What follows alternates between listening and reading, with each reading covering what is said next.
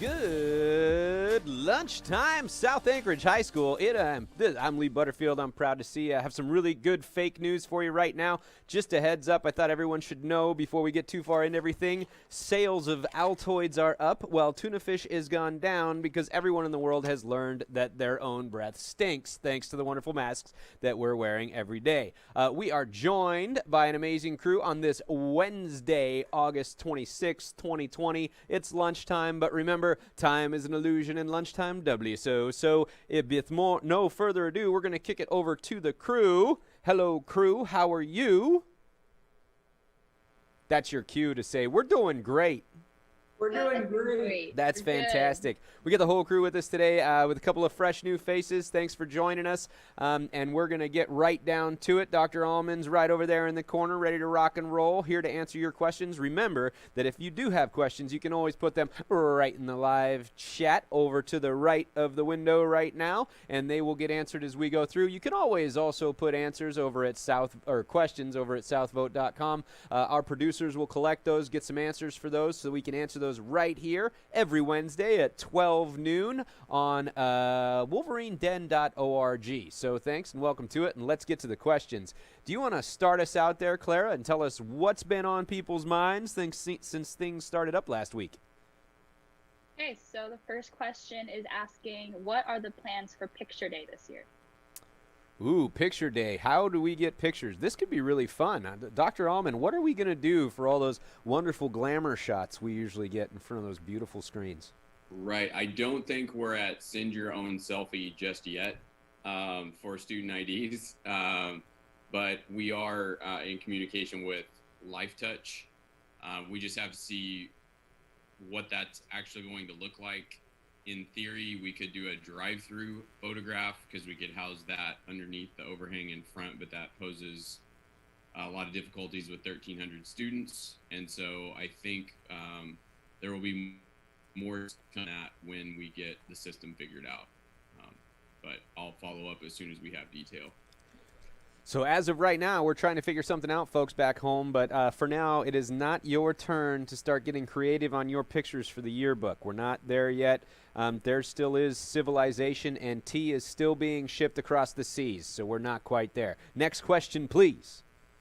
Okay, do you have any insights on the challenges that people are facing with AP tests next spring, especially with the quarter model?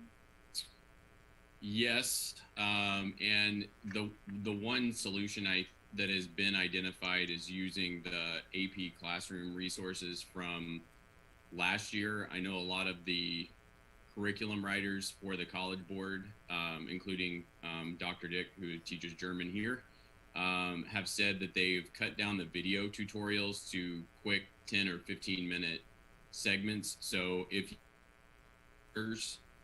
and you know that you need to review specific content to kind of bridge to the next, then you could access those resources because each of your AP classes will be scheduled as a year-long course, which means that you maintain access to those resources.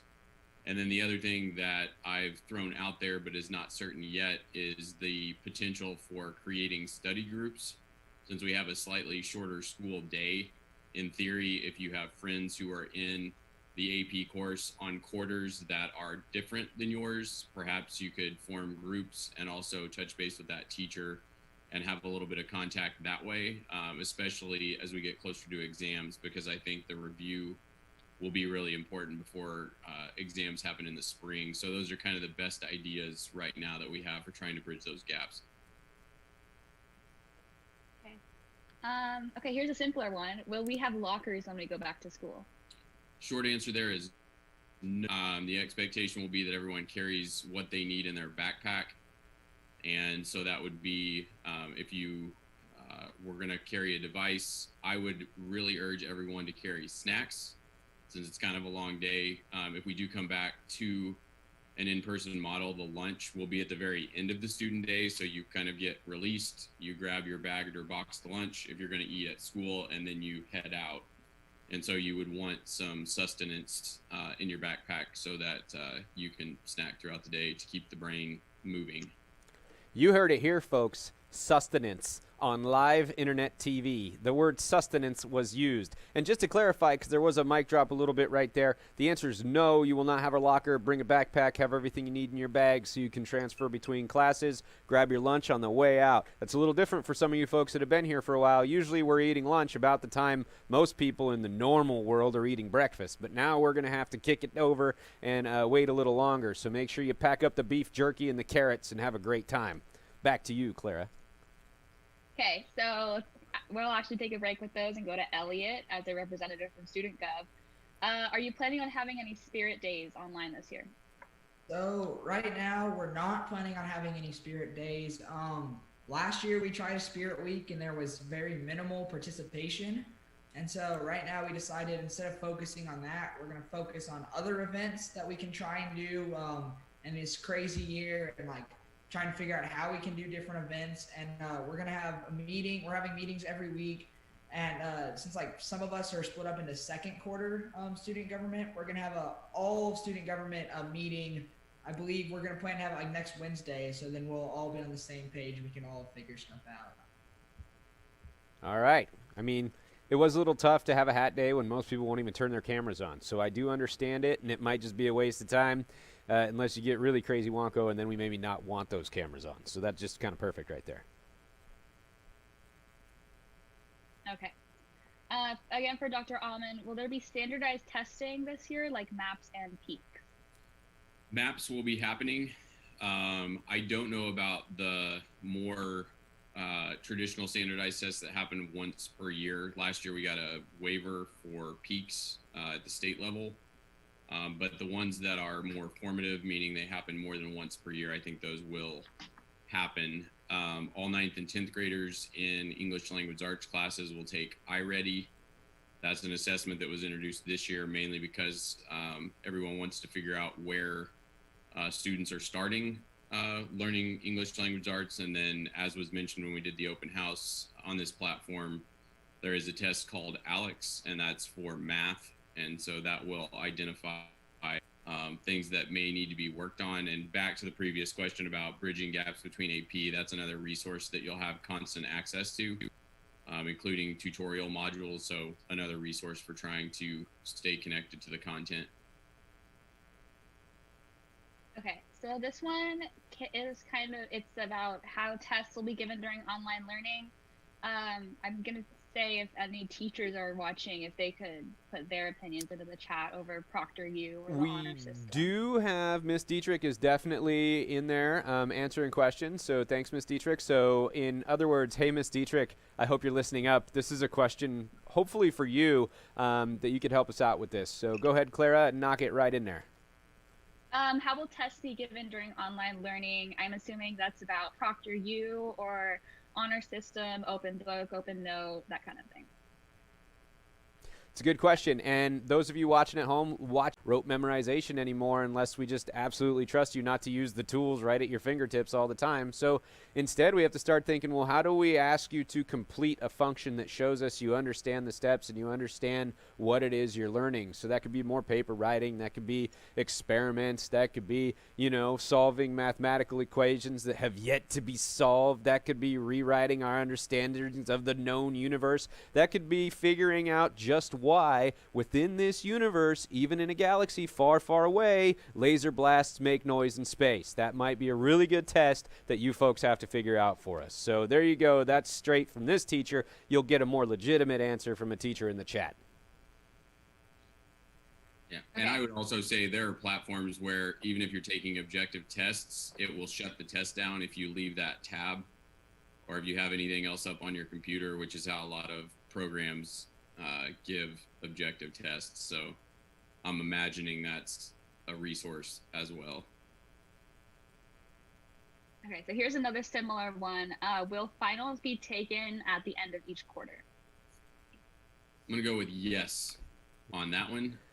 Since we're giving a semester credit in a quarter, I think the normal trappings of a class, including some sort of summative project, test, or performance, will be part of that equation. Okay. If sports don't end up happening in this winter and spring, will we still get the PE credit?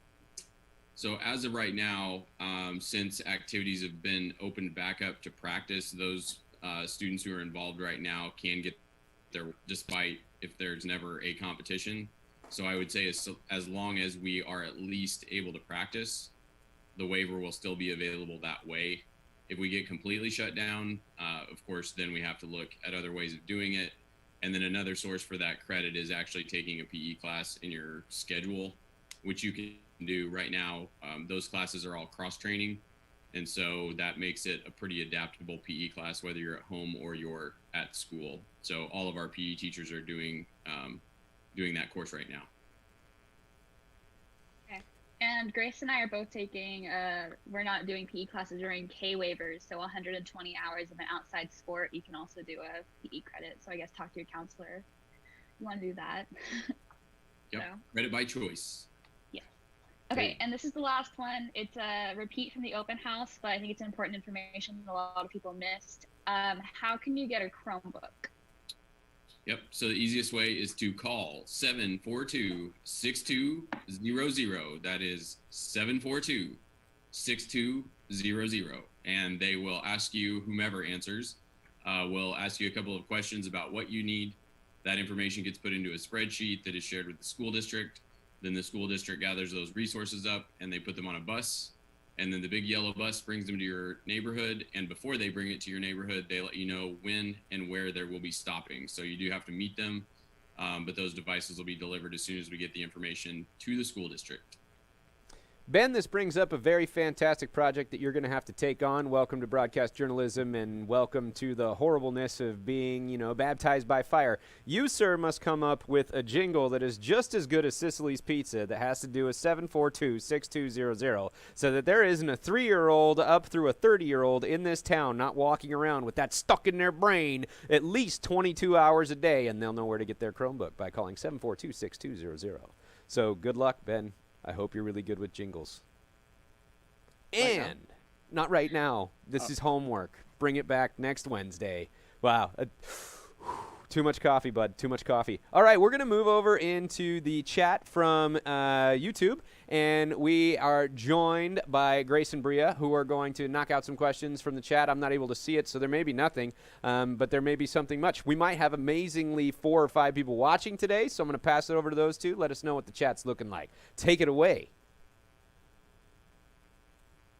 Miss Dietrich has answered a lot of the questions that are in the chat, but one person is wondering if they have a virtual class showing in Zangle but no teacher assigned and no access in Apex, who should they contact? So I would normally say contact your counselor, but in this case, the course request has been put in, which is what counselors are doing for our part of ASD virtual. That particular problem is probably an ASD virtual issue. I know that they've been working with Apex to get that basically blueprinted or mapped to our course requests from our counselors, and then they are assigning teachers once they get those settled. It was my impression that as of yesterday afternoon, most things were settled. So I would say if it doesn't show up within the next 24 hours, go ahead and email your counselor here, and we can work to get that communication back to the folks at ASD Virtual so that they can hopefully fix it. All right. Anything else in the chat there, Bria? We just got one more. It said, does anyone know if AP Psychology in the virtual model is 1 or 2 quarters? I don't know. I guess my answer is a question. Is it usually a semester-based AP course, or does it run all? AP Psych, I'm pretty sure, is all year. Psychology is a semester course, though. Right, so if it's AP Psych, I would say both quarters if it's a year-long course. AP Econ, on the other hand, if it's micro or macro, those would be single quarter courses since they're semester-based in the normal schedule. Cool. That's fantastic. I thought we scared Ben there for a minute because his picture changed to a sad kitty. And is that all we have in the chat, ladies? Yeah. Yeah. All right. Well, that kind of does it for today. We want to thank everybody for joining us today. We're going to be here every Wednesday at noon, so you'll be able to come in and ask your questions. Make sure if you have questions ahead of time that you are putting those questions at southvote.com. Again, that's southvote.com. Make sure you are checking in here at wolverineden.org every Wednesday at noon so you can kind of see what's going on. Thanks for joining us. It was good to see everybody, and we hope you have a fantastic evening.